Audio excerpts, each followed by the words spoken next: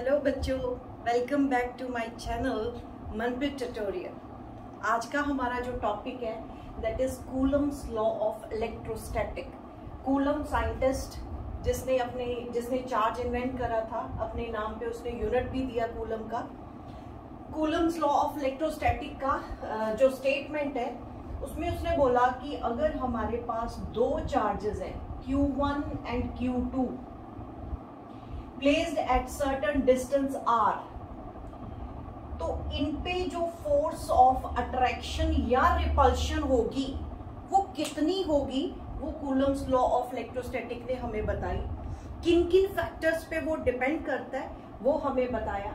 यहाँ पे मैंने दो चार्जेस लिए Q1 एंड Q2, दोनों पॉजिटिव चार्ज लिए, तो अंडरस्टूड है कि इनमें फोर्स ऑफ रिपल्शन होगी। अगर मैं एक पॉजिटिव और एक नेगेटिव ले लेती तो उनमें अट्रैक्शन होनी थी, लेकिन कितनी फोर्स ऑफ रिपल्शन और कितनी फोर्स ऑफ अट्रैक्शन, ये जो इंटरेक्शन है वो फोर्स किन फैक्टर्स पे डिपेंड करती है। That force is directly proportional to product of charges. Product of charges दोनों के मैग्नीट्यूड की प्रोडक्ट पे डिपेंड करता है। मैग्नीट्यूड मतलब Q1 अगर पॉजिटिव है तो पॉजिटिव ही रहेगा। मॉड का मतलब ये होता है कि अगर पॉजिटिव है तो पॉजिटिव ही रहेगा, लेकिन ये अगर नेगेटिव है अगर तो वो भी पॉजिटिव हो जाता है। मतलब the force, electrostatic force of interaction depends upon the magnitude of charge only. The product of, इन दोनों का प्रोडक्ट है magnitude of charge, and inversely proportional to the square of the distance between them। इन दो charges में जितना distance है उसके square के इनवर्सली प्रोपोर्शनल है। अगर इन दोनों को कंबाइन कर दें, ये इक्वेशन नंबर 1 मार्क करो, ये सेकंड मार्क कर दो, इन दोनों को अगर कंबाइन कर दें तो F is directly proportional to Q1 Q2 upon R square. अब मैं हर बार बेटे मॉड नहीं डालूंगी, वो ऑब्वियस है। तो अगर प्रोपोर्शनलिटी साइन को इक्वलिटी में डालते हैं तो कोई ना कोई कांस्टेंट आएगा, वो K कांस्टेंट है, K Q1 Q2 upon R square. अब ये क्या, K की वैल्यू क्या है? K की value is equals to 1 upon 4 pi epsilon naught है, जिसकी वैल्यू 9 इंटू 10⁻⁹ होता है। ये हमारा K की वैल्यू है जो कांस्टेंट हम यूज कर रहे हैं, तो उसके हिसाब से F इज इक्वल्स टू हर बार आप क्या लिख दोगे, 1 upon 4 pi epsilon not Q1 Q2 upon R square. ये हमारा फाइनल फॉर्मूला हुआ फोर्स ऑफ इंटरेक्शन। मैं वर्ड इंटरेक्शन यूज कर रही हूं क्योंकि अगर दोनों चार्जेस पॉजिटिव हैं या फिर दोनों चार्जेस नेगेटिव है, कहने का मतलब लाइक चार्जेस हैं, दोनों पे साइन सेम है, they will repel each other. अगर अनलाइक चार्जेस है they will attract each other. तो दोनों अट्रैक्शन भी हो सकती है, रिपल्शन भी हो सकती है, तो इंटरेक्शन बोलेंगे वर्ड। तो वो इंटरेक्टिव फोर्स जो होगी वो directly proportional to the product of charges and inversely proportional to the square of the distance होगा। प्रोपोर्शनलिटी साइन हटाया तो K आया। K की वैल्यू जो K कांस्टेंट है उसकी वैल्यू किसके इक्वल है, 1 अपॉन 4 पाई एप्सिलॉन नॉट। ये क्या चीज है वो मैं बाद में बताती हूँ।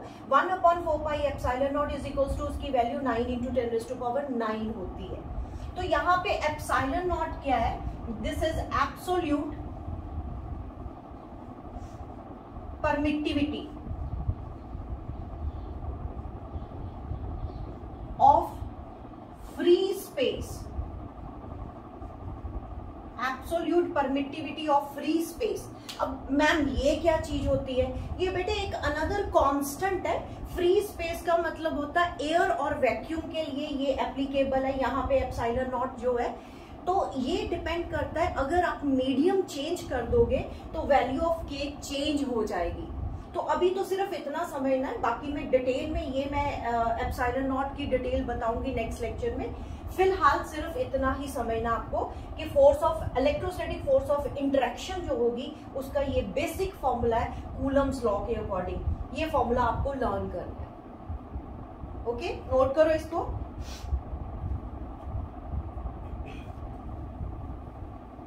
तो स्टेटमेंट खुद बना सकते हो, the electrostatic force of attraction is directly proportional to the product of magnitude of charges and inversely proportional to the square of the distance. तो ये इनवर्स स्क्वायर लॉ को भी ओबे कर रहा है, जिसके केस में जिस फॉर्मूले में 1/r² पे कोई चीज डिपेंड करती है, जैसे यहाँ पे फोर्स डिपेंड करती है, तो उसको इनवर्स स्क्वायर लॉ बोलते हैं। तो उसमें ग्राफ कैसा आता है फोर्स और डिस्टेंस के केस में, मैं इरेज कर रही हूं।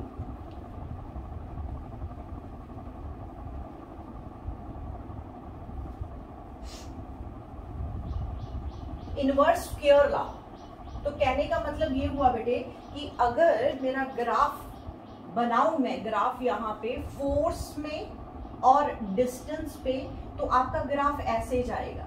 इनवर्स स्क्वायर लॉ के केस में ऐसे ही जाता है, फोर्स इस तरफ है and distance between the two charges इस तरफ है, तो ये डायरेक्शन ग्राफ जो है इस तरह बनेगा। जैसे फॉर एग्जांपल अगर मैं बताऊं कि अगर Q1 और Q2 चार्जेस r डिस्टेंस पे पड़े हैं, तो उनमें अगर मैं वो जो चार्जेस हैं डबल कर दूं, 2r डिस्टेंस पे रख दूं, तो उनमें जो फोर्स ऑफ इंटरेक्शन कम हो गई, स्क्वायर के हिसाब से डबल कम हो जाएगी। जैसे फॉर एग्जांपल अगर इसका मैं फॉर्मूला लिखती हूं तो वो क्या आएगा, 1/4πε0 Q1 Q2 अपॉन r²। तो अब इसका फॉर्मूला लिखती हूँ तो वो क्या आएगा, f' is equals to 1/4πε0 Q1 Q2, वही दो चार्जेस मैंने अब डबल डिस्टेंस पे रख दिए, 2r का स्क्वायर, 2r का स्क्वायर। अगर इसको मैं ऐसे करके लिख दो 1/4πε0 Q1 Q2 अपॉन ये 2 का स्क्वायर जो 4 है वो मैं बाहर लिख रही हूँ यहाँ पे, तो ये चेक करो, ये आपका f' कितना आया, f/4। ये बात मैंने बतानी थी आपको कि अगर आप distance between the same two charges double करते हो तो फोर्स आपकी 1/4 होगी, मतलब 1/4 कम हो जाएगी इन डायरेक्शन।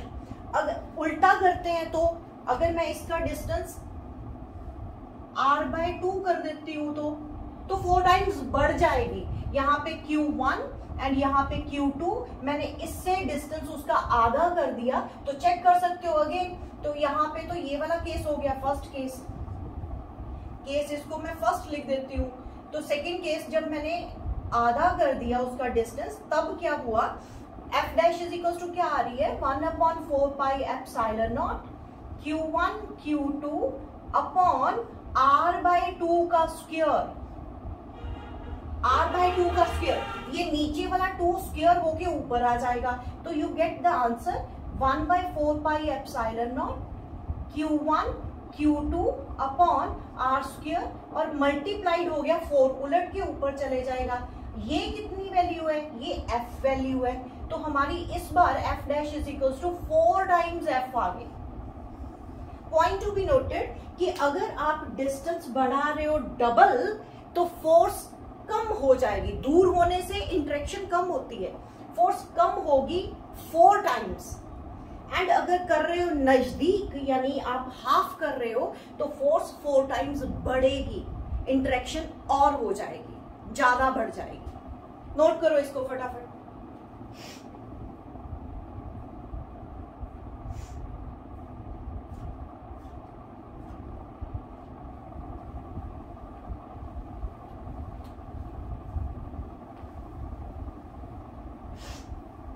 इनवर्स स्क्वायर लॉ बोलते हैं इसको, इनवर्स स्क्वायर लॉ, जो स्क्वायर से डिस्टेंस के स्क्वायर से इनवर्सली प्रोपोर्शनल हो तो इनवर्स स्क्वायर लॉ बोलते हैं। अब ये k की वैल्यू जो आपने लर्न करी कि 1/4πε0, जिसकी वैल्यू 9 × 10⁹ है, ये SI सिस्टम में है। अगर यही वैल्यू मैं CGS सिस्टम में लिखती हूँ तो मेरे k की वैल्यू 1 आएगी। ये नोट करो बेटे, ये 2 पॉइंट जो है, वैसे तो हम न्यूमेरिकल्स सारे के सारे न्यूमेरिकल्स कोशिश करा करो कि SI सिस्टम में ही निकले, लेकिन अगर CGS सिस्टम में यूज करने की जरूरत पड़ती है तो k की वैल्यू जो यहाँ पे 9 × 10⁹ है, CGS में 1 डायरेक्ट पुट कर देनी, ठीक है। अब इसकी लिमिटेशंस क्या है, कूलम्स लॉ की लिमिटेशन ये है बेटे, पहली limitation what are the limitations of Coulomb's law?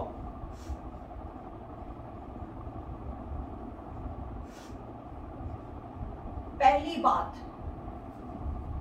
ये जो फॉर्मूला आपने ये वाला करा 1/4πε0 Q1 Q2 upon are square, बेटे इसको हर बार हम लिखना अवॉइड करते हैं, तो इसको K भी लिख सकते हैं, K Q1 Q2 upon are square, ऐसे करके लिख दो तो बेटर है, थोड़ा इजी रहेगा, है ना। 1/4πε0 की वैल्यू K लिख देंगे हर बार जब जरूरत पड़ेगी। Okay, limitation of the Coulomb's law. Coulomb's law की सबसे पहली लिमिटेशन ये जो फॉर्मूला कूलम ने दिया था, it holds only for point charges. Only for point charges. याद है जब मैंने फर्स्ट लेक्चर में समझाया था इलेक्ट्रोकेमिस्ट्री का इलेक्ट्रोस्टैटिक का मतलब, वहां पे भी मैंने बोला था कि कूलम्स का जो भी हमने लेक्चर करना है, अभी तक तो जितने भी हमने इसके आर्टिकल करने हैं या डेरिवेशंस करनी है, हर बार चार्ज पॉइंट चार्ज लेना है। क्यों? क्योंकि ये जो फॉर्मूला कूलम ने दे दिया था, ये सिर्फ और सिर्फ पॉइंट चार्जेस के लिए होल्ड करता है, मतलब charge should be very very small. क्योंकि अगर ये एक्सटेंडेड चार्ज हो गया ना बेटे, अगर मतलब यूनिफॉर्म डिस्ट्रीब्यूशन हो गई चार्ज की अलोंग द लाइन, या फिर एक एग्जांपल देती हूँ, मान लो मेरे पास अगर चार्ज पॉइंट चार्ज नहीं है, बड़ा वाला चार्ज है, तो उसमें एक ये मान लो Q1 है, तो इस पे पॉजिटिव चार्ज है ना, तो ये पॉजिटिव चार्ज है, एक्सटेंडेड चार्ज जिसको बोलते हैं, जिसपे होल्ड नहीं करेगा कूलम्स लॉ। तो एक और चार्ज ले लिया मैंने, पॉजिटिव चार्ज, वो भी मान लो ये Q1 है, ये मान लो Q2 है।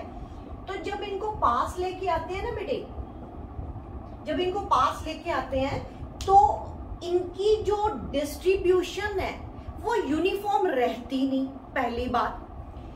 तो फिर डिस्टेंस, चलो अगर यूनिफॉर्म डिस्ट्रीब्यूशन है चार्ज की, तो डिस्टेंस हम चलो मान लो सेंटर से ले लेंगे, ये जो r डिस्टेंस होता है ये सेंटर से ले लेंगे। लेकिन जब ये पास आते हैं, दे इंटरेक्ट, अब पॉजिटिव पॉजिटिव रिपेल करेगा, तो वो कुछ डिस्ट्रीब्यूशन अनइवन सी हो जाती है, जस्ट लाइक पॉजिटिव इस तरफ होना शुरू हो जाता है, अकम्युलेट इस तरफ हो जाएगा, तो इसी तरह इसका भी इस तरफ हो जाएगा।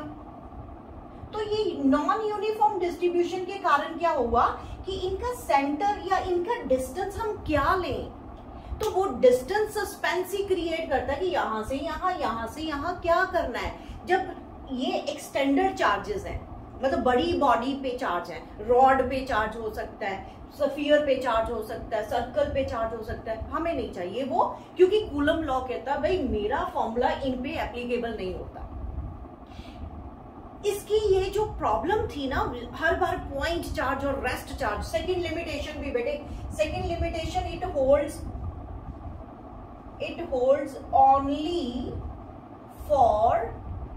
Only for rest charges.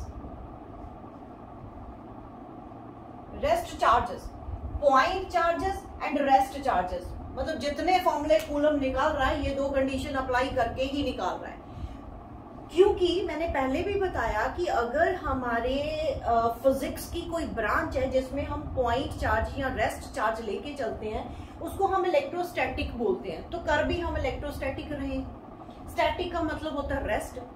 अगर ये चार्ज मोशन में हो गया तो वो फिजिक्स की दूसरी ब्रांच आ जाएगी, दूसरी पार्ट आ जाएगा इसका, जिसको हम बोलेंगे इलेक्ट्रोडायनेमिक्स। वहां पे कूलम नहीं अपना ये वाला फॉर्मूला लगा पाता, वो डिफरेंट फॉर्मूले बन जाएंगे एंड साइंटिस्ट और आ जाएंगे।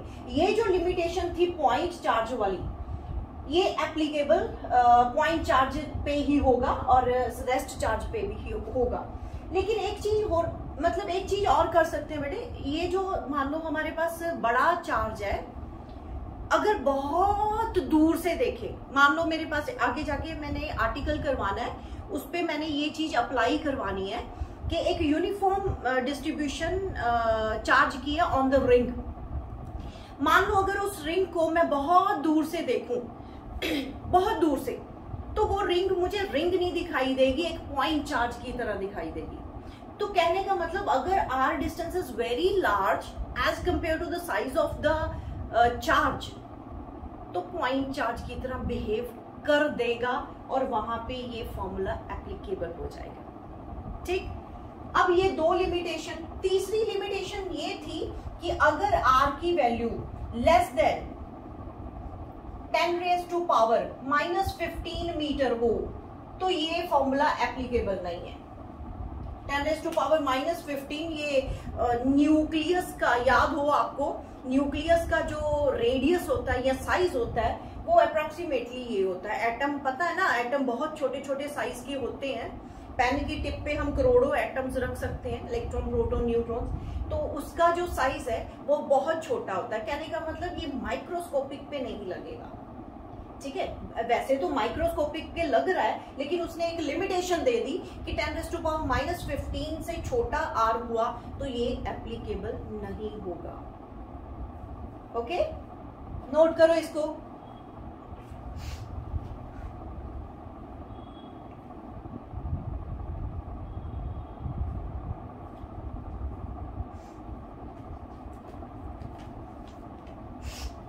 अब डिफाइन करना है 1 कूलम को। Coulomb is the unit of charge. Formula आप लोगों ने कर लिया, F इज टू, अब बेटे वो मैं 1/4πε0 की वैल्यू जो है वो 9 × 10⁹ ही पुट करूंगी and Q1 Q2 upon R²। मुझे डिफाइन करना है 1 कूलम। कैसे करूं? अगर मेरे पास Q1 is equals to Q2 is equals to 1 coulomb कर दूं, या फिर इसको ऐसे करते हैं, Q1 is equals to Q2 is equals to से Q, से ये दोनों चार्जेस इक्वल एंड सिमिलर है, Q Q and positive positive, equal and similar. तो मान लो R की वैल्यू मेरी 1 मीटर है एंड F की वैल्यू 9 × 10⁹ न्यूटन है। ये मैंने अज्यूम करा सारा कुछ, क्यों? क्योंकि मुझे 1 कूलम डिफाइन करना है। देखो कैसे आएगा, ये सारी वैल्यूज मैं इसमें पुट करने जा रही हूं। F की जगह 9 × 10⁹ इज इक्वल्स टू 9 × 10⁹, वो K की वैल्यू है। Q1 और Q2 को मैं Q × Q यानी Q² लिख दूंगी। नीचे जो डिस्टेंस है वो 1 मीटर स्क्वायर हो गया, यानी 1²। अब चेक करो, अभी Q² इज इक्वल्स टू, ये उधर जाएगा तो ये तो कटिंग हो रही है ना, तो Q² इज इक्वल्स टू 1 आ गया, Q इज इक्वल्स टू ±1 आ गया, चार्ज यानी 1 कूलम। मतलब ये हुआ चार्ज 1 कूलम कब कहलाएगा?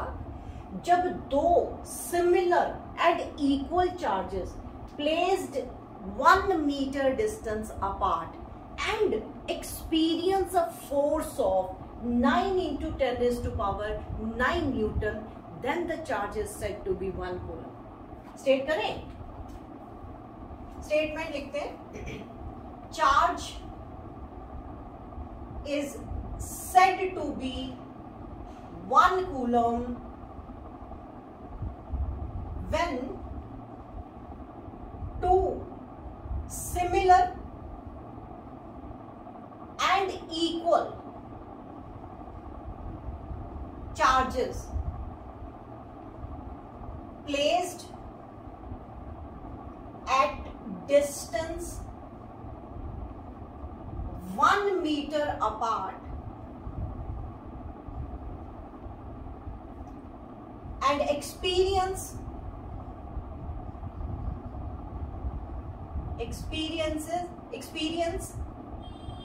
force of कितनी 9 × 10⁹ न्यूटन। ये डेफिनेशन बनी बेटे, 1 कूलम चार्ज की डेफिनेशन ये वाली बन गई। Charge is said to be 1 coulomb कब? जब दो सिमिलर एंड इक्वल चार्जेस, मैंने दोनों सेम कर दिए थे ना, और दोनों पे पॉजिटिव चार्ज शो करा, और कहां पे पड़े वो? 1 मीटर डिस्टेंस पे पड़े वो, और उस टाइम पे उनपे जो फोर्स ऑफ इंटरेक्शन रिपल्शन होगी, पॉजिटिव चार्जेस है दोनों, तो कितनी फोर्स ऑफ रिपल्शन होनी चाहिए? 9 इंटू 10⁻⁹। तब हम चार्ज को बोलेंगे 1 कूलम। तब हम चार्ज को बोलेंगे 1 कूलम। नोट करो इसको भी।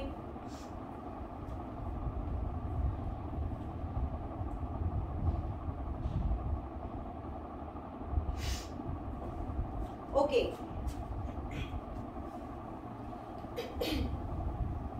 एक बेटे 2 मार्क क्वेश्चन ये भी पूछते हैं कि 1 coulomb is equals to how much stat coulomb? 1 coulomb is equals to how much stat coulomb?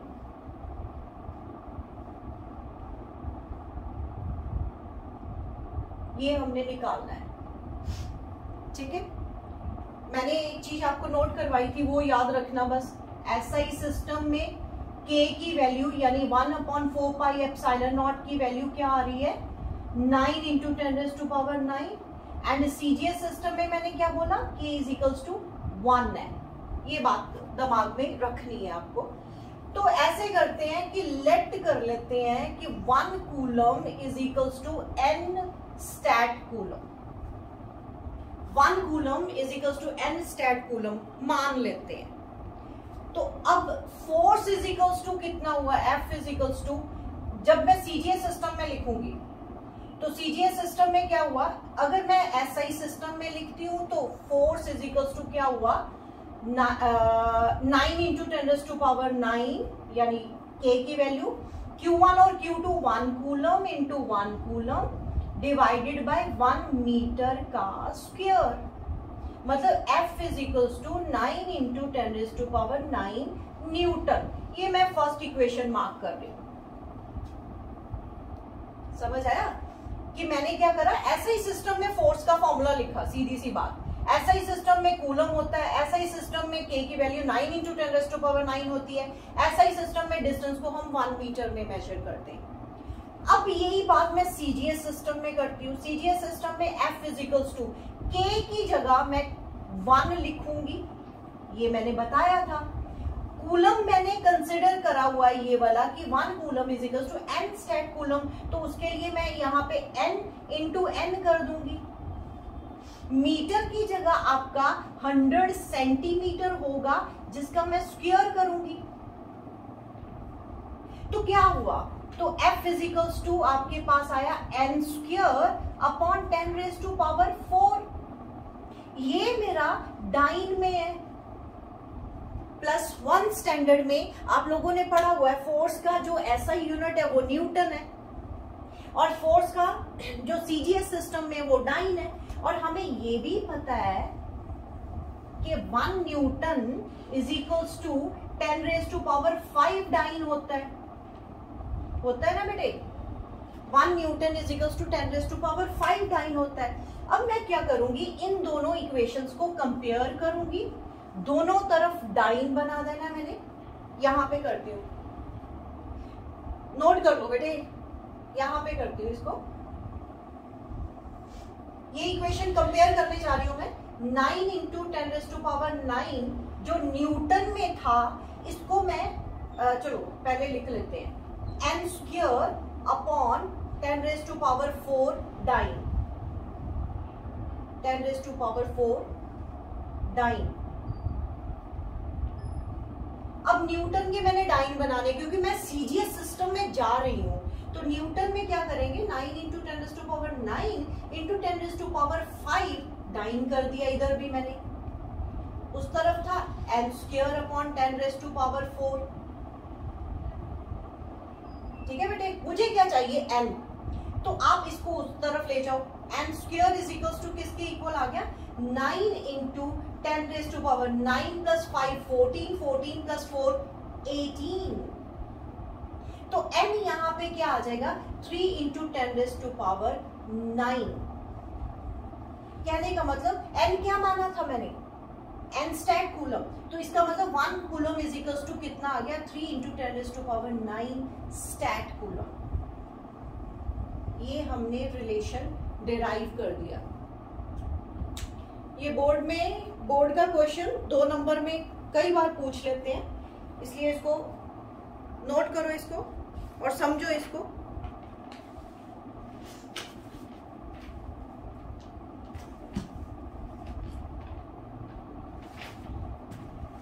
ये पहला आर्टिकल कूलम्स लॉ का। अब नेक्स्ट आर्टिकल करते हैं। आर्टिकल जो पहला करा ना कूलम्स लॉ की, वो आर्टिकल नहीं था बेटे, वो जस्ट एक कूलम का फॉर्मूला है। उसकी लिमिटेशन, पेपर में लिमिटेशन भी पूछ लेते हैं, बोर्ड में एक क्वेश्चन आता है, स्टेट करो Coulomb's law and give their limitations also. वो लिमिटेशन पे ध्यान देना। जो एग्जामिनर का फेवरेट क्वेश्चन है वो Coulomb's law in vector form है।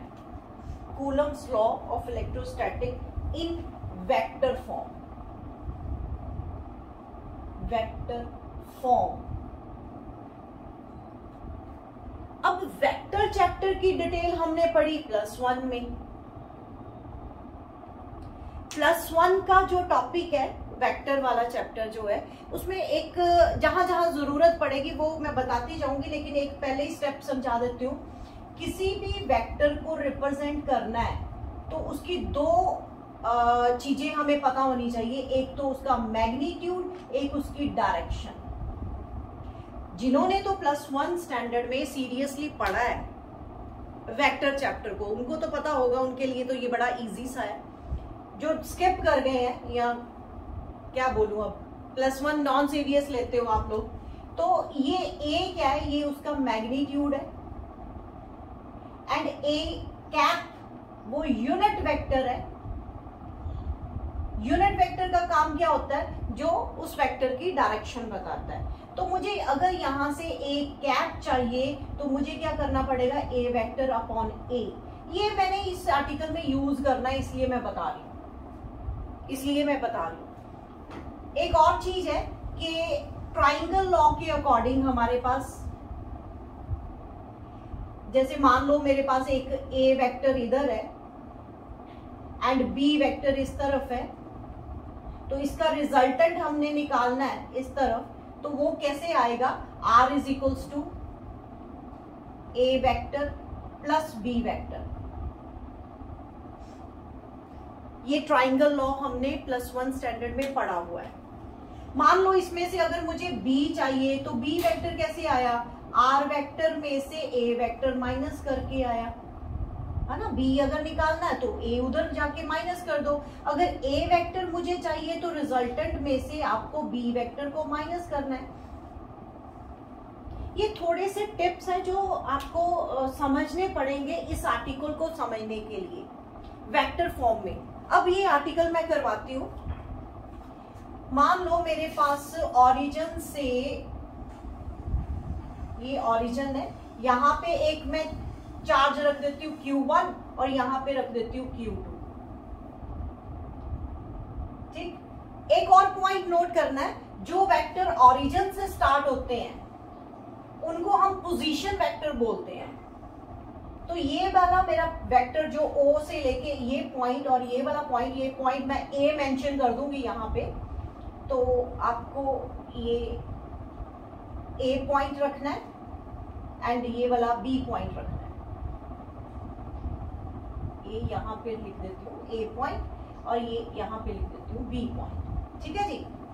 अब ये मेरे दो पोजीशन वेक्टर्स हैं, तो इनका जो R1 वेक्टर पोजीशन वेक्टर है, R2 वेक्टर पोजीशन वेक्टर है। तो मैंने फाइंड आउट क्या करना है, फाइंड आउट तो वही करेंगे हम, फोर्स Q1 और Q2 they repel each other, लेकिन अब इस बार वेक्टर फॉर्म में करेंगे। तो ये जो फॉर्मूला आपने करा था F = K यानी 1/4πε0 Q1 Q2 अपॉन R², ये आपका था स्केलर फॉर्मूला जिसमें डायरेक्शन की बात भी नहीं करी गई।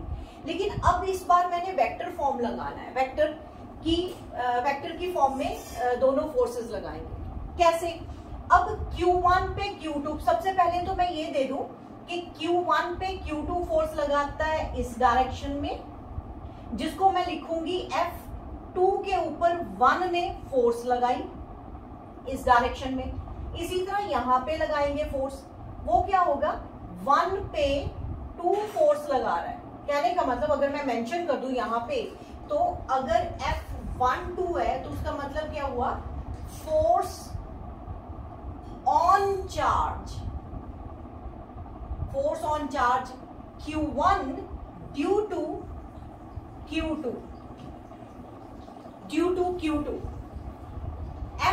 1 2 का मतलब ये हुआ, 2 1 का मतलब क्या हुआ, force on charge Q2 due to Q1।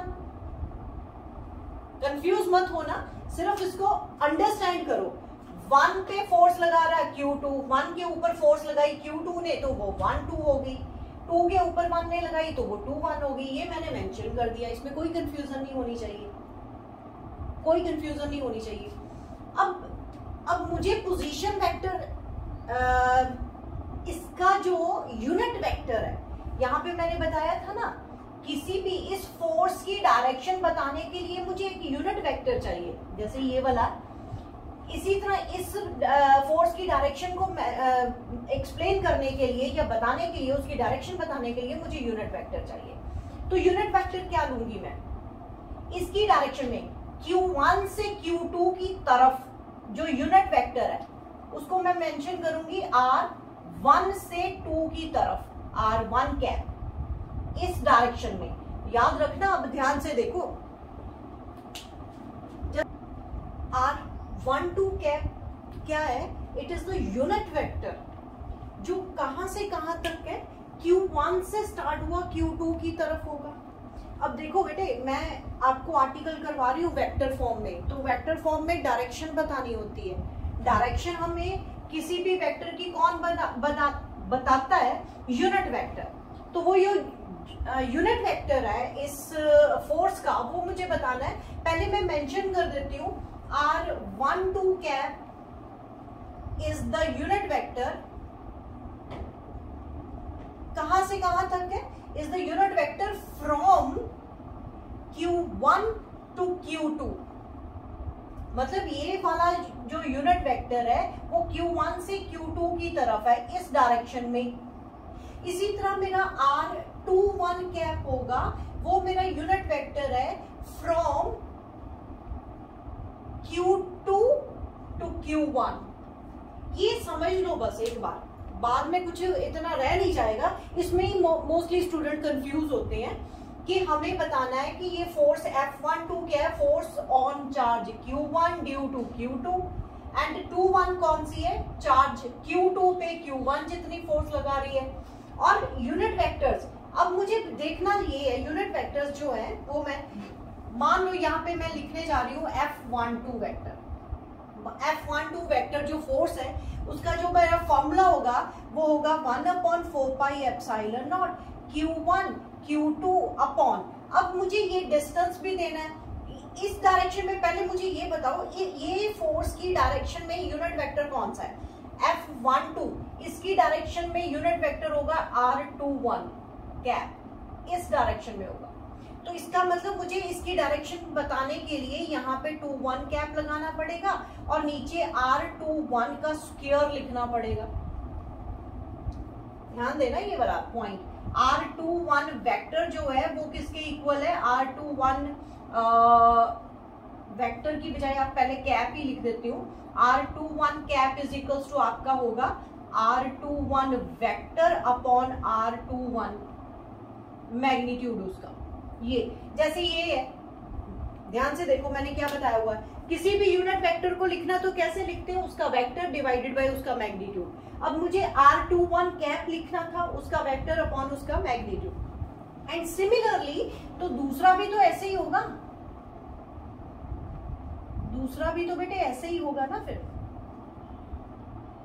ये दो टर्म्स मैंने यूज करनी है। तो यहां पे मैंने ये मेंशन करा, तो मुझे ये पता है कि R21 कैप की जगह मैं ये लिख सकती हूँ। अब ध्यान से देखना जरा, F12 vector is equals to 1/4 pi epsilon not Q1 Q2 तो एज इट इज। नीचे अगर इसकी जगह मैं लिखूं R21 वेक्टर डिवाइडेड बाय ये आएगा जो इसके साथ R21 का क्यूब हो जाएगा, क्यूब हो जाएगा। बेटे मेरे पॉइंट को समझो, मुझे अगर वेक्टर फॉर्म में फोर्स लिखनी है तो उसकी डायरेक्शन बताने के लिए मुझे यूनिट वेक्टर लिखना पड़ेगा, क्योंकि यूनिट वेक्टर हमारा डायरेक्शन बताता है।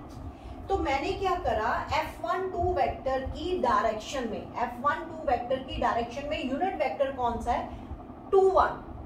अब लर्न भी कर लो, 1 2 वाली फोर्स में यूनिट वेक्टर 2 1 आता है। तो सिमिलरली एक पॉइंट यहाँ पे मैंने एक और करा, क्योंकि मैंने यूनिट वेक्टर नहीं रखना, यूनिट वेक्टर की टर्म में ये वेक्टर्स लिख देने, वेक्टर अपॉन मैग्नीट्यूड। जब मैं इसकी जगह वेक्टर लिखती हूँ तो नीचे एक और ये वाला मल्टीप्लाई होके क्यूब आ जाता है। तो इसी तरह सिमिलरली सफिक्सेस चेंज करने, अब तो 2 1 vector is equals to 1 upon 4 pi epsilon not Q1 Q2 upon यहाँ पे 1 2 का क्यूब आ जाएगा एंड 1 2 वेक्टर आ जाएगा, 1 2 वेक्टर आ जाएगा। एक्चुअली में यहाँ पे वेक्टर फॉर्म में तो हो गया, लेकिन पोजीशन वेक्टर की फॉर्म में नहीं हुआ। अगर आर्टिकल एग्जामिनर ये क्वेश्चन पुट कर देता है कि derive an expression for Coulomb's law in form of position vector, तो ये नहीं चलेगा। तो पोजीशन वेक्टर की टर्म में लेके आना है, वो मैं बाद में बताती हूँ, लेकिन इस चीज को ध्यान से समझ लो। अगर 1 2 फोर्स है, यानी 1 के ऊपर 2 ने लगाई, Q1 के ऊपर Q2 ने फोर्स लगाई, उसकी डायरेक्शन हमें कौन सा यूनिट वेक्टर दे रहा है, 2 से 1 की तरफ, यानी 2 1 1 2 फोर्स 2 1 कैप उसका यूनिट वेक्टर। लेकिन मुझे यहाँ पे भी वेक्टर लेके आना, तो ये फॉर्मूला लगा दूंगी, किसी का भी यूनिट वेक्टर किसके इक्वल होता है, उसका वेक्टर अपॉन मैग्नीट्यूड। तो मैंने ये यहाँ पे लगाया, तो वी गेट दिस रिलेशन। अब तो कोई बात ही नहीं रही। अगर 1 2 पे ये सफिक्सेस चेंज कर दो, 1 2 2 1 कर दिया, R21 था 1 2 कर दिया, R21 था 1 2 कर दिया, सफिक्सेस मतलब जैसे ये फोर्स निकाली उसी तरह दूसरी फोर्स निकाल लेंगे। ये वेक्टर फॉर्म में आपका रिजल्ट आ गया, लेकिन यही चीज मैं पोजीशन वेक्टर की फॉर्म में देना चाहती हूँ। नोट करो इसको फिर।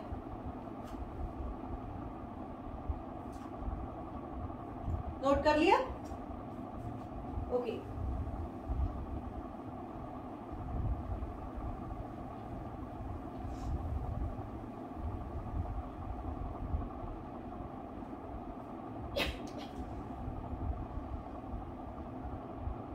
अब मुझे पोजीशन वेक्टर की फॉर्म में जाना है। ध्यान से देखना बेटे, ये जो ट्राइंगल है, एक इस तरफ है मेरे पास R2 वेक्टर और एक वेक्टर मेरा यहाँ पे R1 वेक्टर है। तो अगर तो मुझे AB वेक्टर निकालना है, AB वेक्टर मतलब इस तरफ जाना है।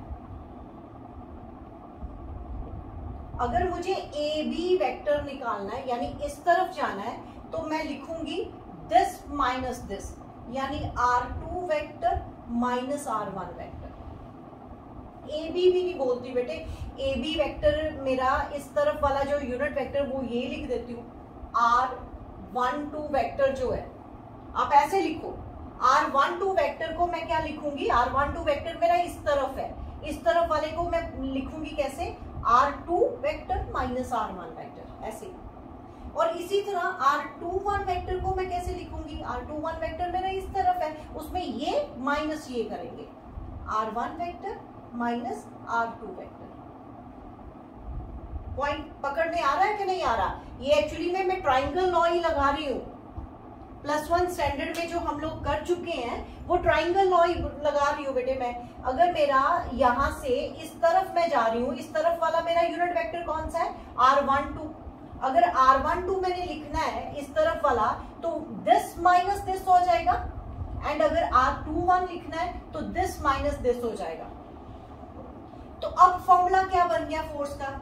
अगर मैं F12 लिखती हूँ तो जो कि हमारा 1/4 pi epsilon not Q1 Q2 upon ये 1 2 था तो वहां पे मैंने 2 1 वेक्टर अपॉन 2 1 क्यूब लिखा था, है ना, यही लिखा था ना। अब इसकी वैल्यू मैं पुट करने जा रही हूँ, ये वाली 1 2 वाली, तो कर दे F12 vector is equals to 1/4 pi epsilon not Q1 Q2 upon, इसकी जगह मैं लिखूंगी इसका मॉड का Q, क्योंकि वो मैग्नीट्यूड है। तो यहाँ पे क्या आया, R1 vector minus R2 vector mod का Q, एंड यहाँ पे वेक्टर फॉर्म में R1 vector minus R2 vector, ऐसे। समझ आ रहा बेटे? इसको अंडरस्टैंड करो अच्छे से। मतलब अब तो कुछ रह नहीं गया, सिमिलरली करके दूसरी लिख देनी है, पहली वाली समझ लो, दूसरी तो सफिक्सेस से चेंज करने हमने। F21 वेक्टर सिमिलरली करके लिख देते हैं, similarly F21 vector is equals to 1/4 pi epsilon not Q1 Q2 upon यहाँ पे R2 आगे आ जाएगा माइनस R1 वेक्टर, उसका मॉड का cube and R2 vector minus R1 vector. ध्यान से समझो ये वाली बात। ये जो यूनिट वेक्टर थे जो मैंने R21 लिखा था, उसको पोजीशन टर्म की, पोजीशन वेक्टर की टर्म में कैसे लिखते हैं वो चीज मैंने बताई। मैं फिर से बोल रही हूँ बेटे, अगर एग्जामिनर पूछ रहा है कि derive an expression of Coulomb's law in vector form, तो ये चलेगा, R21 या 1 2 चलेगा। लेकिन अगर वो लिख देता है in terms of position vector, तो पोजीशन वेक्टर का तो मतलब ही ये होता है ना कि the vectors which are measured from origin, which are measured from origin. तो ओरिजिन से मेजर होने वाले हमारे R1 वेक्टर और R2 वेक्टर है, ये तो नहीं थे ना। R21 वेक्टर और R12 वेक्टर वो थोड़ी थे, वो पोजीशन वेक्टर नहीं है, ये पोजीशन वेक्टर्स है। तो उनको इन पोजीशन वेक्टर्स की टर्म में लिखना पड़ेगा एंड गेट द रिजल्ट। कैसे लिखा मैंने? अगर मुझे इस तरफ जाना है यानी R12 करना है, R12 वेक्टर इस तरफ जाना है तो मैं ये माइनस ये करूंगी, अगर मुझे इस तरफ जाना है तो ये वाला माइनस ये करूंगी, तो उसके हिसाब से मेरा रिजल्ट आ गया। अब ध्यान देना, मैंने थोड़ा सा क्रैम भी कर लो बेटे, लर्न भी कर लो कि गलती ना लग जाए एग्जाम में।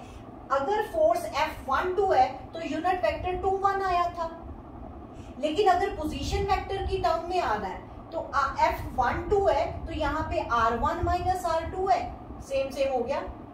अगर यहाँ पे 21 है तो R2 माइनस R1 हो गया।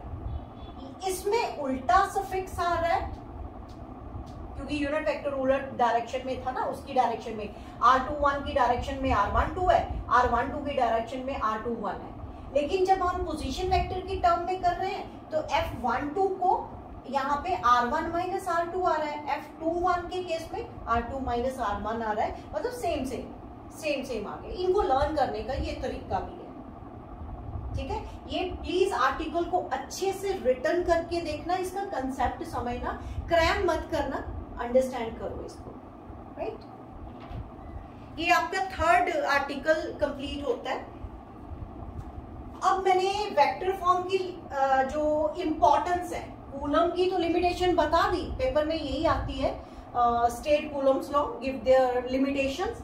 एंड दूसरा जो क्वेश्चन है एग्जामिनर का फेवरेट क्वेश्चन जो है कि एक्सप्रेस करो कूलम्स लॉ को इन vector form and give their importance also. वो इंपॉर्टेंस जो है वो क्या है? एक तो इंपॉर्टेंस ये है कि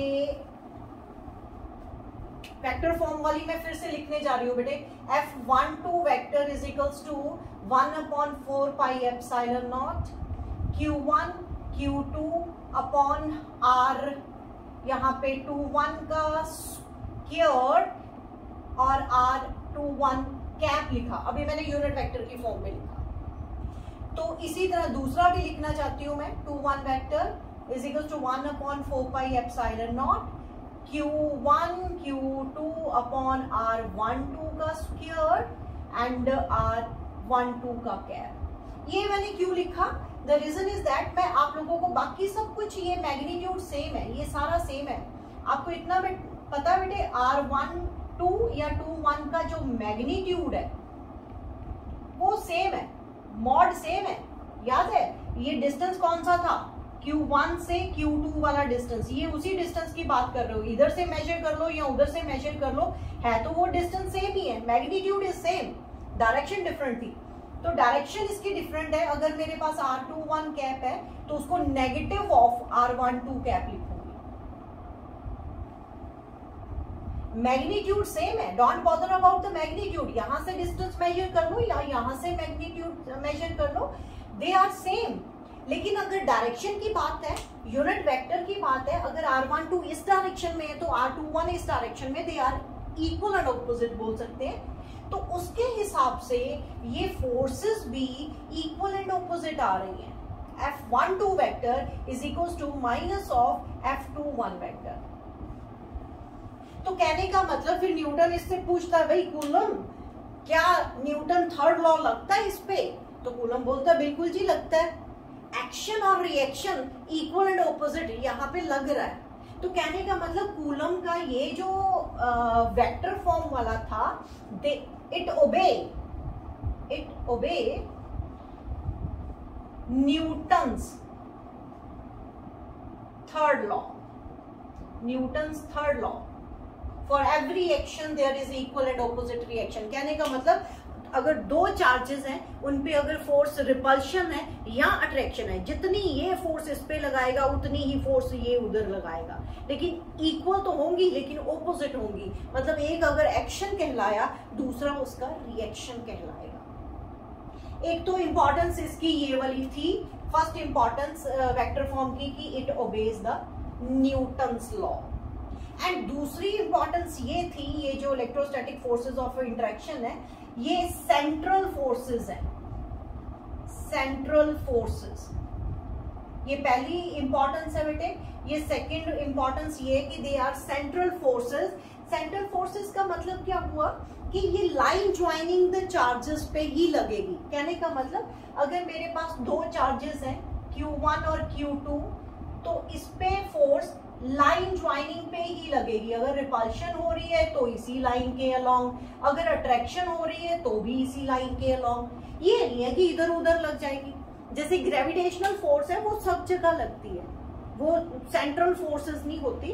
ये जो है ये जो है सेंट्रल फोर्सेस होती है, मतलब दे ऑलवेज अप्लाइड या along the line joining the two charges होगी। चाहे अट्रैक्ट कर रहे हैं चाहे रिपेल कर रहे हैं, उसी लाइन के अलोंग ही होगी।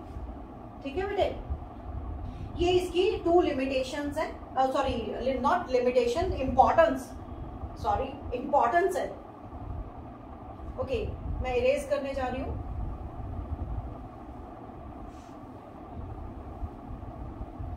एक थर्ड आर्टिकल एक और है, सुपरपोजिशन प्रिंसिपल। वो भी बड़ा इंटरेस्टिंग है, उस पे क्वेश्चन आते हैं बेटे पेपर में। आपके बोर्ड के एनसीईआरटी क्वेश्चंस उस पे बने हुए हैं, जो एग्जाम में एग्जामिनर के फेवरेट क्वेश्चंस बन जाते हैं। सुपरपोजिशन प्रिंसिपल,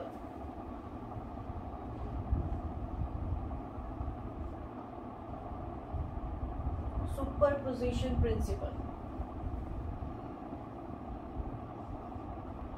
अब ये क्या बोल रहा है, सुपरपोजिशन प्रिंसिपल क्या बोलता है, पहले मैं समझा दूं फिर उसकी स्टेटमेंट देती हूं। अभी तक जब आप लोगों ने क्या पढ़ा कि दो चार्जेस हैं, दो पॉइंट चार्जेस हैं, इंटरेक्ट कर रहे हैं, जब भी बात हुई दो ही चार्जेस की हुई। अगर मान लो मेरे पास सिस्टम है, सिस्टम में कई सारे चार्जेस हैं, मान लो मेरे पास सिस्टम पे lot of charges Q1, Q2, Q3, QN, बहुत सारे चार्जेस हैं। मैं ज्यादा नहीं बनाऊंगी, फिर मेरी ना डायग्राम कॉम्प्लिकेटेड सी हो जाती है। आप ये सिर्फ इतना कर लो कि हमारे पास तीन चार्जेस हैं, तीन नहीं है वैसे, ज्यादा चार्जेस हैं लेकिन कंसिडर हम सिर्फ तीन करके चलते हैं, Q1, Q2 एंड Q3। यहाँ पे Q1, Q4, Q5, Q6 सब है। तो इसका पोजीशन वेक्टर मैं मान लेती हूँ R1 वेक्टर, इसका मान लेती हूँ R2 वेक्टर, इसका R3 vector. Position vectors are those vector which are started from origin. तो ये वेक्टर्स मेरे इनके पोजीशन वेक्टर्स हैं। तो अब ये भी इंटरेक्ट करेंगे। अब मैंने क्या करना है, किसी एक चार्ज पे, जैसे Q1 पे फोर्स Q2 लगाएगा, ये इस तरफ लगाएगा, इस तरफ मैंने लगा दी, F1 पे 2 फोर्स लगा रहा है, Q1 पे Q2 फोर्स लगा रहा है इस डायरेक्शन में। ठीक है, अब बेटे सिस्टम में तो ये भी पड़ा है, तो वो भी फोर्स लगाएगा। वो कहता है कि मेरी भी पूरी चलनी चाहिए, तो वो भी फोर्स लगाता है इस डायरेक्शन में, तो वहां पे मैंने फोर्स लगा दी 1 3 वेक्टर, 1 पे 3 ने फोर्स लगाई।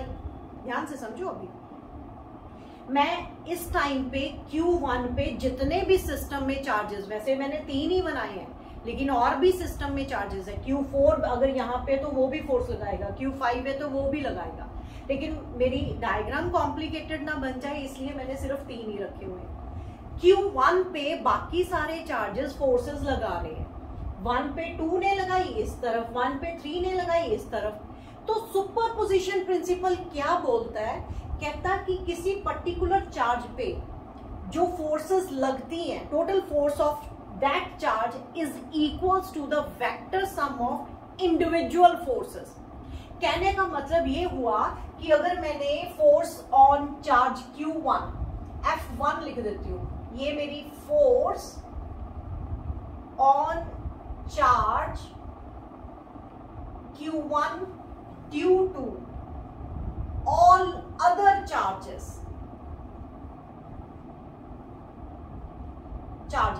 ये बेटे मैं लिख रही हूं यहां पे कि F1 फोर्स मेरी कौन सी फोर्स है, टोटल फोर्स जो Q1 पे बाकी सब चार्जेस ने लगाई हुई है।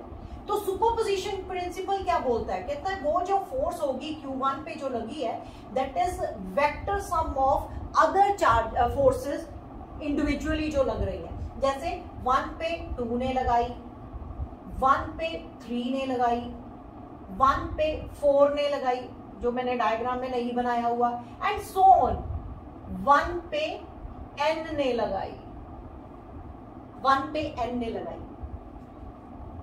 समझ आया? ये हमें सुपरपोजिशन प्रिंसिपल बोलते हैं, राइट? मतलब हमारे पास ये बेटे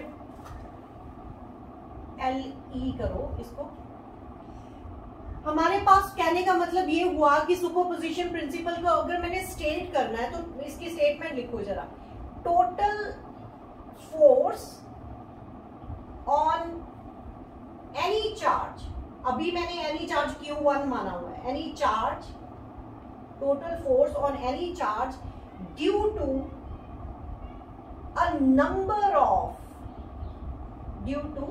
a number of other charges,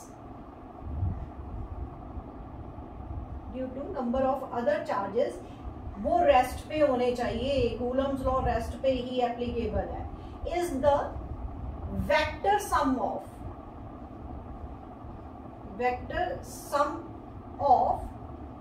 all the forces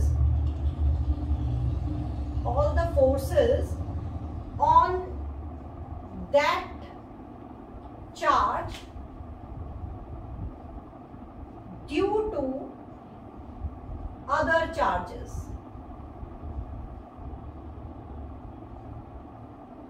Taken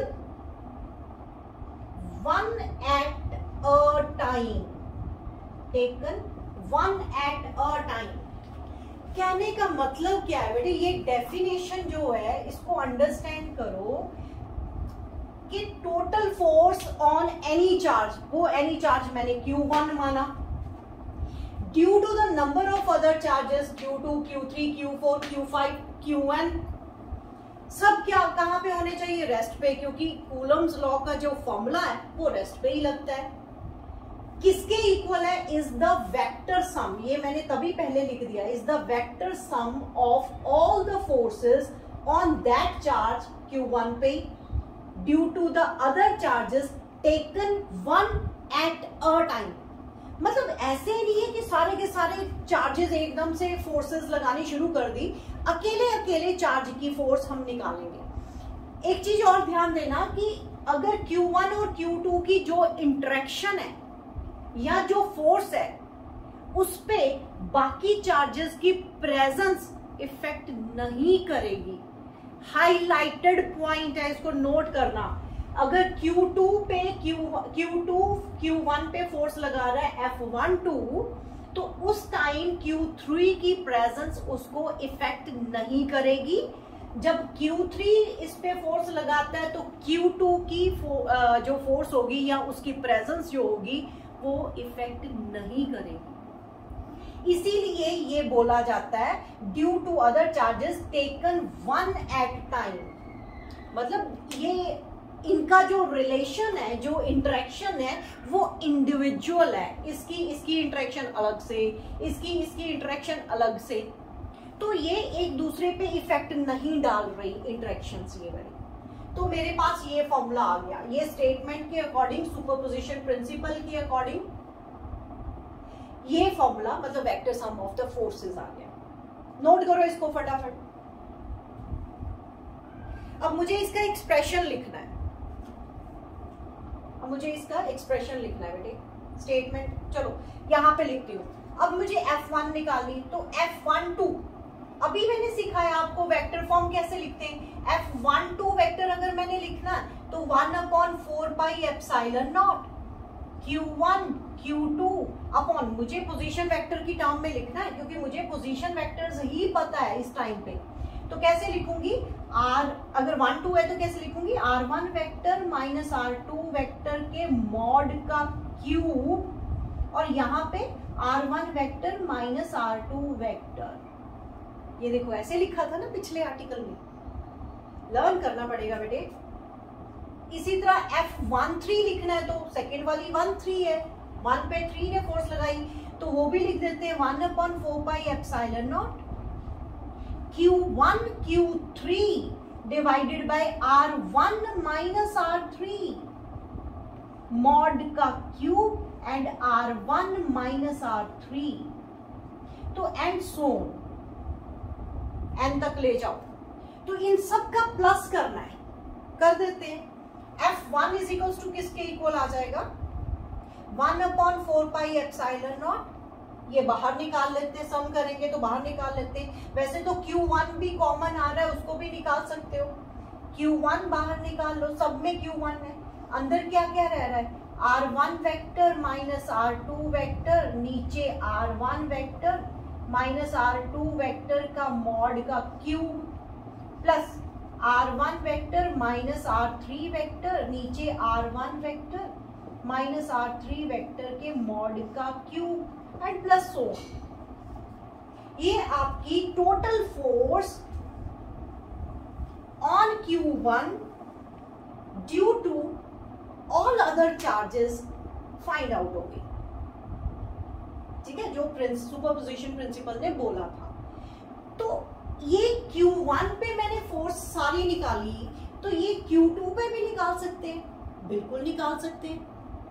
तो उसके केस में क्या आएगा वो भी देख लेते हैं। अभी ये मैं इरेज कर दूंगी, तो उसके केस में ये मेरा चेंज होने जा रहा है। मैं अभी इरेज नहीं करती हूँ, वो कंपेयर करेंगे F2 वेक्टर, मतलब 2 पे मैं फोर्स लगाने जा रही हूँ सबके कारण। वो क्या क्या होगी, F2 पे 1 ने लगाई, F2 पे 2 तो नहीं लगा सकता ना, 2 पे 2 तो नहीं लगा सकता ना, तो 2 पे 3 ने लगाई, पॉइंट टू बी नोटेड बेटे। फिर F2 पे 4 लगाएगा एंड सो ऑन, F2 पे n लगाएगा। पकड़ लो ये वाला पॉइंट कि यहाँ पे मैंने 1 1 तो लिखा नहीं था, 1 पे 1 थोड़ी लगा सकता है, यहाँ पे 2 2 नहीं लिखूंगी, 2 पे 2 थोड़ी लगा सकता है, एंड सिमिलरली बाकी भी ऐसे ही होंगे। तो ये भी एक्सप्रेशन आप इसी तरह बना सकते हो। ठीक है, ये चीज, और इसमें अब किसी पे भी निकाल लो, ये सुपरपोजिशन प्रिंसिपल लगा के किसी पे भी निकाला जा सकता है। ये आर्टिकल यहाँ पे कंप्लीट हो जाता है। ठीक है, नोट करो इसको।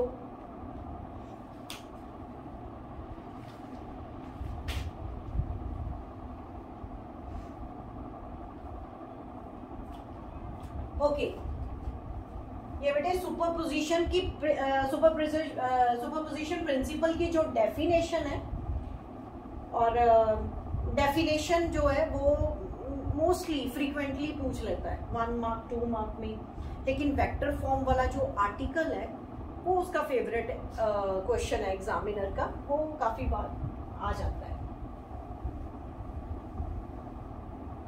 कई बार वो बोर्ड के एग्जाम्स में आ जाता है। अब हम करेंगे इसके numericals. Numerical based on superposition, ठीक है, इसके न्यूमेरिकल्स करते हैं।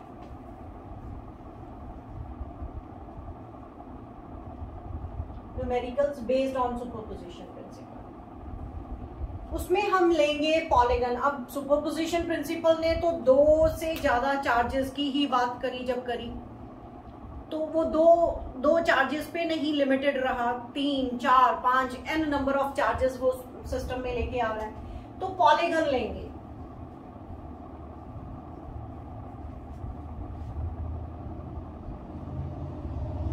पॉलीगन जैसे आप कह सकते हो कि आप ऐसे करो, पहले हम 1 बाय 1 करते हैं।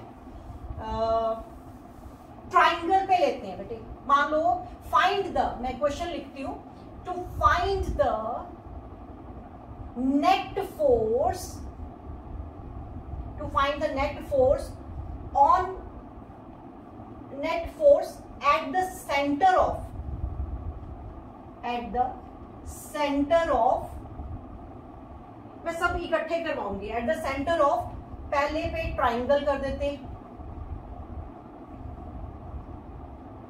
इक्विलेटरल ट्राइंगल, सेकंड स्क्वायर पे कर देते हैं, स्क्वायर पे, तो ड्यू टू, इनके सेंटर पे, due to the charges, similar charges, due to the similar charges, same charges लिखती हूं मैं, due to same charges placed at their vertices, vertex करें। पहले मैं ट्राइंगल का लेती हूँ बेटे। ट्राइंगल मेरी इक्विलेटरल ट्राइंगल है, इस पे सेम चार्जेस रख दिए गए, मर्जी आपकी पॉजिटिव रखने पॉजिटिव रख दो, नेगेटिव रखने तो नेगेटिव भी रख सकते हो, वो भी कोई चक्कर नहीं है। तो इसका सेंटर क्या हुआ? सेंटर तो इसका मीडियन जहां पे इंटरसेक्ट करते हैं,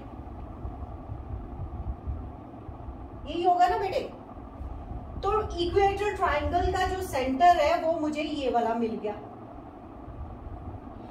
to find the net force at the charge placed at the centre कर देते हैं, एट द चार्ज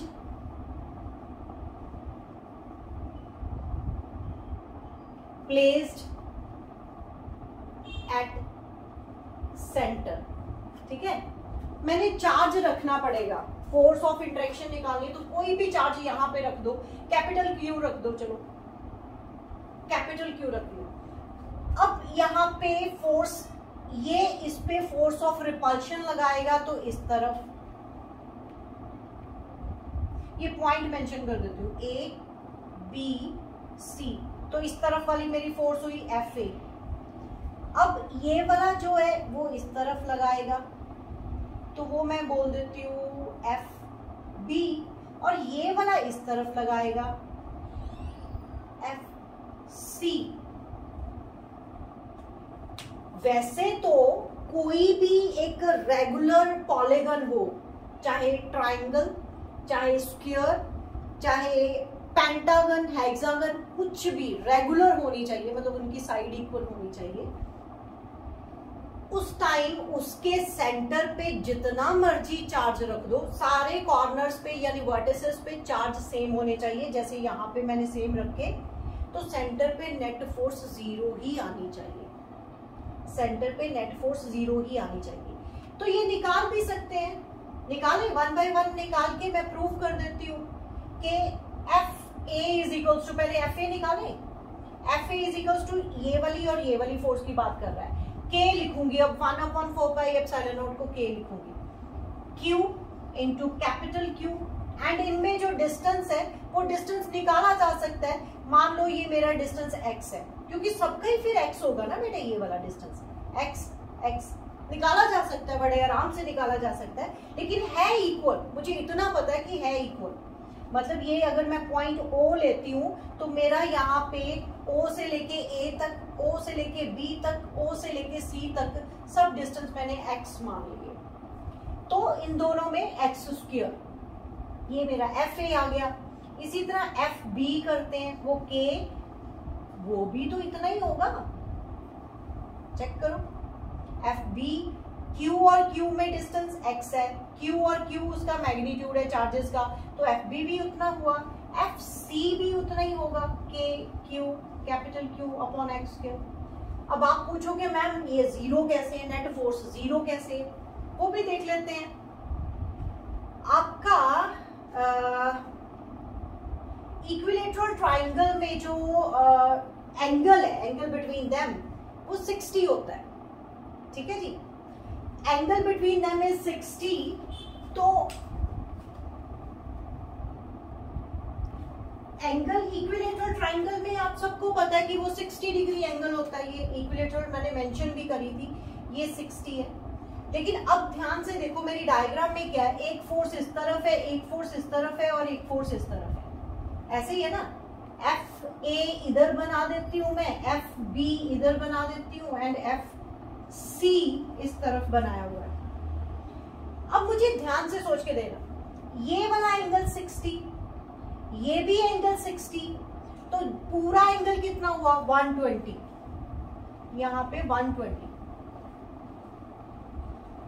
ये मैं प्रूफ करने जा रही हूं कि हम लोगों ने बोला ना कि net force on charge Q वो 0 होगी, वो हम फाइंड आउट करने जा रहे हैं। तो वो कैसे करेंगे नेट फोर्स, तो करो, मुझे इसका रिजल्टेंट निकाल के दे सकते हो। रिजल्टेंट कैसे निकालेंगे, वेक्टर में आप लोगों ने पढ़ा हुआ है, रिजल्ट मैं लिख देती हूं यहां पे, resultant of F B and F A, वो मेरा निकलेगा F is equals to under root of F B का स्क्वायर एफ ए का स्क्वायर प्लस 2 एफ बी या F A F B cos 120 degree, cos 120 degree. तो हमें क्या करना है, तो angle between them is 120 degree. जिसको नहीं पता ये फॉर्मूला लर्न करो कि दो वेक्टर्स का रिजल्टेंट कैसे निकाला जाता है। +1 स्टैंडर्ड में हम लोगों ने पढ़ा, इसका स्क्वायर प्लस इसका square plus 2 F A F B and cos angle between them, angle between them हमारा 120 है। तो ये करें, आप चेक करो एफ ए और एफ बी तो इक्वल है, तो दोनों को सेम लिख देते हैं। यहाँ पे रिजल्टेंट फोर्स एफ नेट लिख दूंगी मैं, या एफ डैश लिख दो, चलो तो ये मैं एफ लिख देती हूँ। ये सारे मेरे एफ के इक्वल है, सब एफ के इक्वल है क्योंकि सब इक्वल है। तो यहाँ पे F dash is equal to क्या आ गया, अंडर रूट ऑफ एफ का स्क्वायर प्लस एफ का square plus 2 F into F. Cos 120 जो होता है वो -1/2 होता है, cos 120 इज इक्वल टू -1/2। तो यहाँ पे -1/2 करा जाएगा, ये कट गया और आपका क्या आया, F square plus F square minus F square, एक एफ स्क्वायर कट जाएगा और एफ स्क्वायर का अंडर रूट क्या हुआ, एफ हुआ। तो मतलब F dash is equal to F आया। कहने का मतलब ये जो एफ आया, एफ डैश, वो इस तरफ आया, वो भी किसके इक्वल है, एफ के इक्वल। ये भी किसके इक्वल है, एफ के इक्वल। तो equal and opposite they will cancel out each other, they will cancel out each other. इसलिए मैं बोल रही हूं कि नेट फोर्स जो है किसी भी रेगुलर पॉलीगन पे, मैं सिर्फ ट्राइंगल की बात नहीं कर रही हूँ, रेगुलर पॉलीगन पे जो सेंटर पे चार्ज पड़ा होगा उस पे नेट फोर्स 0 आएगी, नेट फोर्स 0 आएगी। अभी चाहे स्क्वायर पे लगा के देख लो, ये खुद ट्राई करना, मैंने ट्राइंगल वाला करवाया, आप खुद ट्राई करना, स्क्वायर पे भी ऐसे ही होगा, वहां पे 4 फोर्सेस आ जाएंगे ज्यादा से ज्यादा। लेकिन नेट फोर्स जो है eight the centre of regular hexagon या पॉलीगन वो 0 आएगा। तो मैंने ट्राइंगल के केस में आपका ये 0 प्रूफ करवा दिया। आपको सिर्फ इतना याद रखना है कि ये दो फोर्सेस जो हैं वो 120 डिग्री एंगल पे है। तो इन दोनों का जो रिजल्टेंट है, रिजल्टेंट निकालने का ये तरीका है, वेक्टर चैप्टर में हमने +1 स्टैंडर्ड में करा हुआ है। तो वो ये यहाँ पे अप्लाई करा and gate the answer F. F dash भी हमारी एफ के इक्वल, नीचे एफ सी जो थी वो भी एफ के equal and opposite, they will cancel out each other. Net result आप लिखोगे F net at Q placed at centre, centre पे जो पड़ी थी charge is equals to 0। Clear हुआ? इसके और बहुत सारे न्यूमेरिकल्स हैं जो करने हम लोगों ने। नेक्स्ट लेक्चर में और न्यूमेरिकल्स लेके आऊंगी, काफी इंटरेस्टिंग न्यूमेरिकल्स लेके आएंगे। वहां पे हम लोगों ने ये देखना है कि अगर 2 चार्जेस हैं या 3 चार्जेस हैं तो 3 चार्जेस का सिस्टम इक्विलिब्रियम में कैसे हो सकता है, या फिर 2 चार्जेस हैं तो कहां पे मैं थर्ड चार्ज रखूं कि उस पे फोर्स 0 लगे, इक्विलिब्रियम का किस पोजीशन पे आ सकता है। वो हमेशा बेटे लाइन ज्वाइनिंग पे ही आएगा, लाइन ज्वाइनिंग ऑफ 2 चार्जेस, क्योंकि ये सारे फोर्सेस जो हैं they are the central forces. यहां तक आज का आर्टिकल मैं कंप्लीट करती हूँ। पढ़ते रहो एंड बेस्ट ऑफ लक।